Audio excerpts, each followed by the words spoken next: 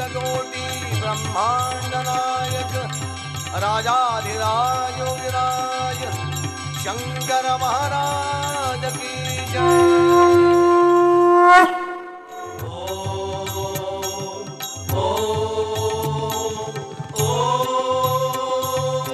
माझं नाव डॉक्टर विश्वनाथ पुरुषोत्तम गोखले. 62 नोव्हेंबरपासून 1995 साली एक्सटेन्शन घेऊन मी जवळजवळ 33 वर्ष ससूनला होतो ॲज ऑनररी प्रोफेसर. 1977च्या सुरुवातीला मी ज्यावेळेला डॉक्टर धनेश्वरांना भेटलो, कारण मला असं एका मित्राच्या करवी कळलं होतं की ते सुद्धा एक फार मोठे सत्पुरुष आहेत आणि शंकर महाराजांची त्यांची जवळजवळ 40 वर्षाची जवळीक आहे. आणखीन एका नाण्याचे जवळजवळ 2 बाजू इतकं त्यांचं अंतरंगातले ते शिष्य आहेत. म्हणून आम्ही त्यांच्या दर्शनाला गेलो होतो. त्यावेळेला मी पूर्वीचा अनुभव म्हणून मी ह्या गोष्टी सांगितल्या त्यांना की बाबा आनंदमयी माने मला असं असं सांगितलं. त्याबरोबर ते एकदम म्हणाले की ह्या द्वैती साधना झाल्या. त्यामुळं मला जरा तसा धक्काच बसला किंवा माझा अहंकार डिवचला गेला असावा म्हणा. मी त्यानंतर बरेच दिवस त्यांना भेटलोच नाही. शेवटी त्यांनी माझ्या परत एका मित्रात करवी मला असा निरोप पाठवला की अरे त्याला एकदा येऊन मला भेटा म्हणा, एकांतात येऊन भेट म्हणून सांग. कारण शंकर महाराज म्हणजे त्यांचे महाराज त्यांना रोज म्हणत आहेत की तुला काय मी जे दिलं आहे ते त्याला का देत नाही असं अजूनपर्यंत, आणि इतका वेळ तुला का लागतोय. आणि त्यांना म्हणे त्यांचा म्हातारा म्हणजे स्वामी समर्थ त्यांना ओरडत होते.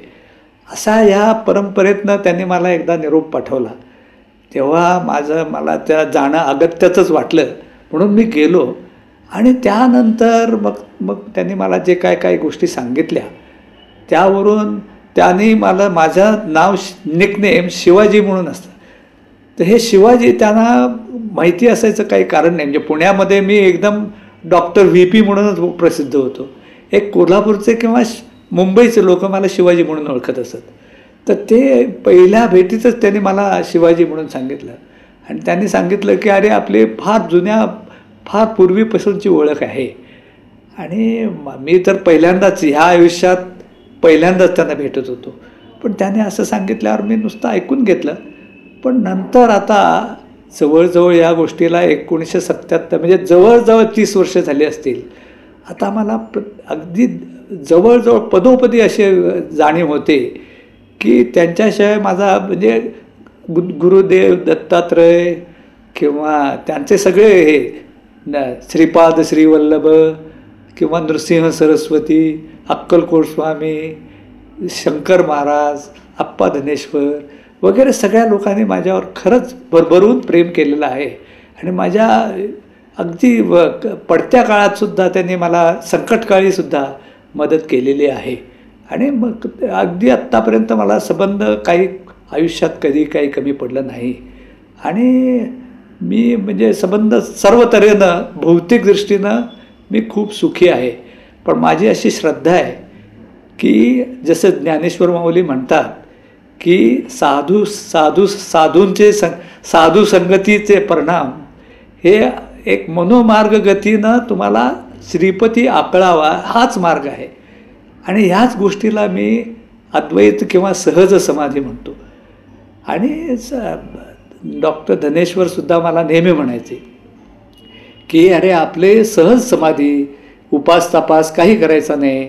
हे सगळं जे काय करशील त्याच्यात तू बंधनातनं कुठल्याही याच्यात तू मुक्त आहेस.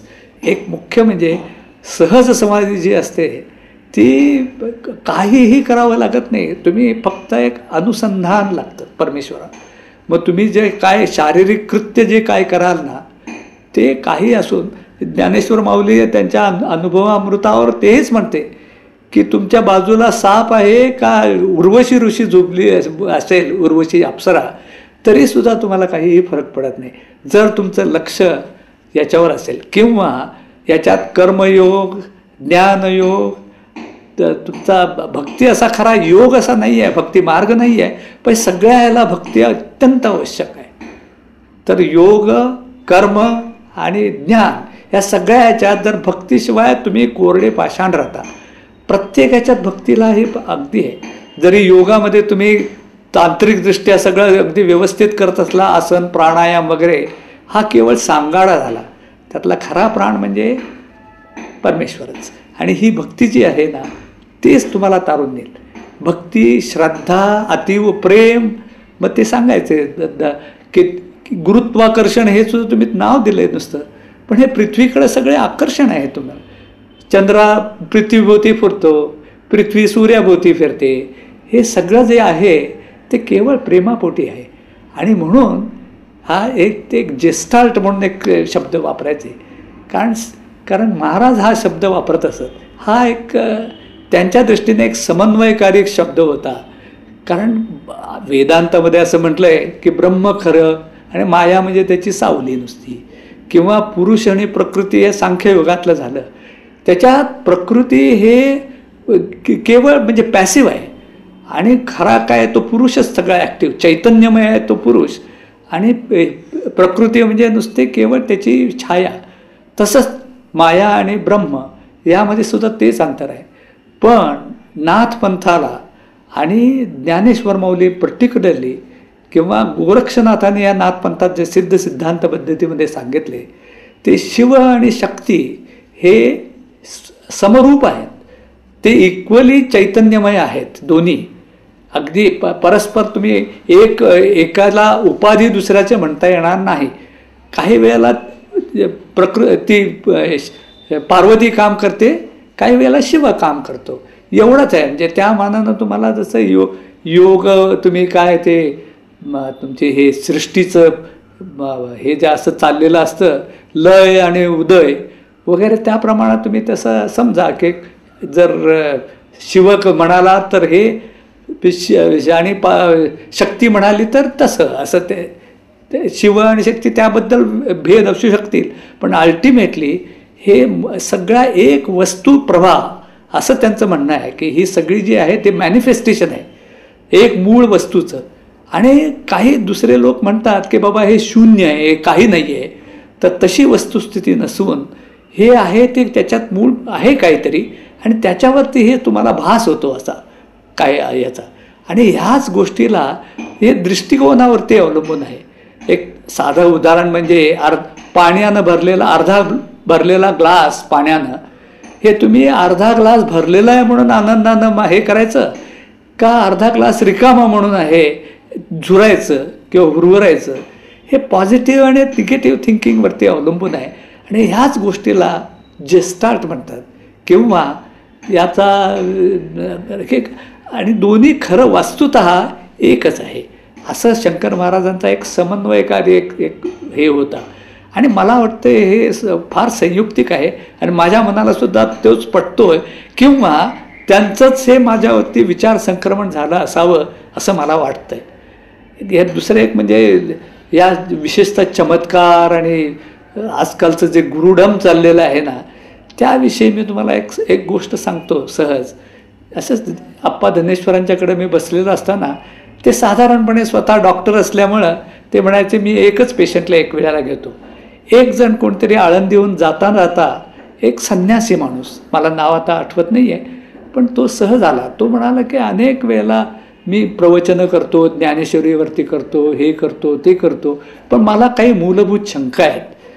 तर काय असं तर ते आता म्हणजे धनेश्वरांना त्याची काहीतरी कल्पना असावी म्हणून त्याने जरा किंचित नाराजीनंच त्याच्याकडे विचारलं काय शंका आहेत तुमच्या. तर तो म्हणाले की नाही हे ज्ञानेश्वरांनी जी भिंत चालवली आपण त्या सगळ्या त्यावेळेला ती लहान भावंडच होती, त्यावेळेला ही भिंत चालवली हे मला काय म्हणजे माझ्या बुद्धीला पटत नाही. तर ते म्हणाले तुम्ही ज्ञानेश्वर आणि रेड्याच्या मुखानं वेद बोलवले हे एवढे तरी मान्य करता का. तेही सुद्धा म्हणाले आपलं काय ते पुराणातली वांगी म्हणून मी आपल्या ॲक्सेप्ट करतो, पण असे त्याला आहेत म्हणजे पुराव्या दाखल काहीतरी लोक आहेत. ते म्हणतात तुम्ही तसंच करताय, आजकाल प्रवचनं करताय म्हणजे तुम्ही रेड्यासारखेच तुम्ही आहात, इतके ते असे रागावले. आणि तर ते म्हणाले मग नंतर मग ते म्हणाले मग भिंत चालवली हे कसं, हे बाबा रेडा तरी निदान सजीव होता, पण ही तर निर्जीव भिंत कशी चालवली ज्ञानेश्वरांनी. तर ते म्हणाले तुम्ही माऊलीचे कशाला कंपॅरिझन करताय, माझ्यासारखा फाटका माणूससुद्धा असा हात केला तरी हे हालू शकतं. आणि त्यांच्याबरोबर एका भिंतीच्या शेजारी एक कपाट होतं मोठं. एक कपाट म्हणजे जुनं डॉक्टरांचं हे असायचं ना डिस्पेन्सरीचं, तसं मोठं कपाट होतं, जे म्हणजे 2-3 माणसं त्याला हलवायला लागायची. त्याने नुसता असा हात केल्याबरोबर ते भिंतीपासून जवळजवळ 8 ते 9 इंच पुढे सरकलं. या बाबतीत म्हणजे मी स्वतः प्रत्यक्ष हे पाहिलेली गोष्ट आहे. आणि ही पाहण्यासाठी हे ते, आणि त्यावेळेला आप्पांचा तो जो मुद्रा होती ना एकदम सात्विक संतापानं रागावलेली, ती बघण्यासारखी होती. ते माझ्या अजूनही सुद्धा लक्षात आहे. त्याने मग शेवटी त्या संन्यासीला अगदी ते सांगितलं तुम्ही भगवे कपडे घातलेत म्हणून मी त्याचा आदर करतो, पण तुम्ही इथून निघून गेलात तर बरं. असं त्यांनी त्याला अगदी फार फटकळपणे असं, मी सुद्धा मग नंतर म्हटलं त्यांना की एकदम तुम्ही त्यांना तसं तोडायला नको होतं वगैरे. तर ते म्हणाले अरे मला ते राहवलंच नाही, म्हणजे माझ्या तोंडून गुरुच बोलतो वगैरे असं. ते मी शंकर महाराजांना प्रत्यक्ष भेटलो नाही आहे. पूर्वी मी अगदी पक्का एक्स्ट्रोवर्ट होतो आणि आता अगदी इंट्रोवर्ट झालो आहे. ही क्रांती झाली आहे, ही केवळ यांच्यामुळे झाली. आता ही बहुतेक चांगलीच झाली असावी असं मला नक्कीच वाटतंय.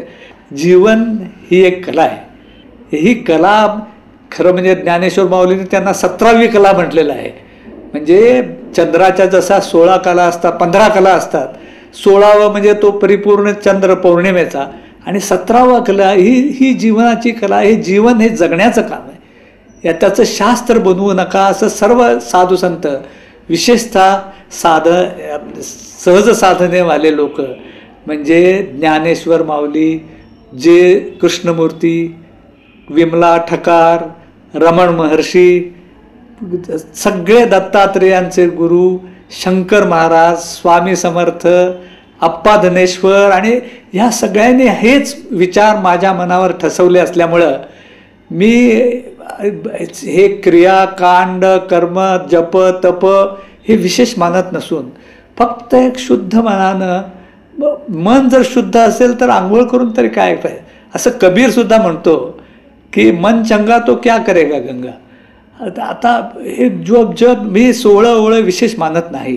आप्पा धनेश्वरांना सुद्धा सांगतात की त्यांना सिगरेट ओढून गुरुचरित्र पारायण करायला महाराजांनी लावलं होतं, किंवा त्यांचा मुलगा गेला, वारला, त्यावेळेला त्यांना सत्यनारायण करायला लावला होता, आणि त्याचा प्रसाद सर्वांनी अगदी उत्सवानं घेतलेला आहे तो.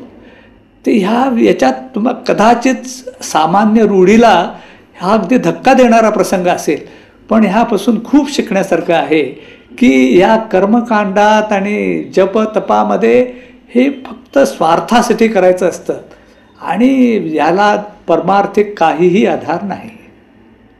आणि माझंही हेच मत आता कदाचित विचार संक्रमणामुळं झालेलं असावं.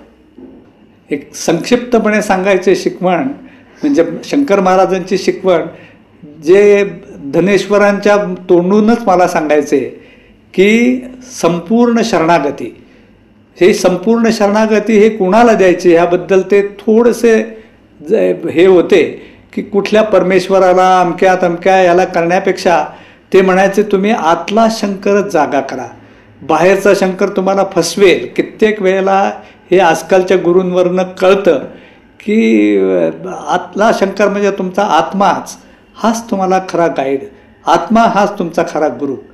शिवाय तुमचं सारखं अनुसंधान, या अनुसंधानाबाबतीत ते नेहमी म्हणायचे की सारखं तुम्ही याला उपमा ते द्यायचे की एखादं मूल लहान पाळण्यात निजलेलं असायचं आणि पहिलीत करून त्याची आई अनेक ह्याच्या अंतरावर असायची. ते मूल जरा कोणी केलं तरी ते बाकीच्या कुणालाही त्याचा पत्ता लागायचा नाही, पण आईला बरोबर कळायचं की ते आई मूल कसं दम. असं तुम्हाला परमेश्वराबद्दल वाटतं.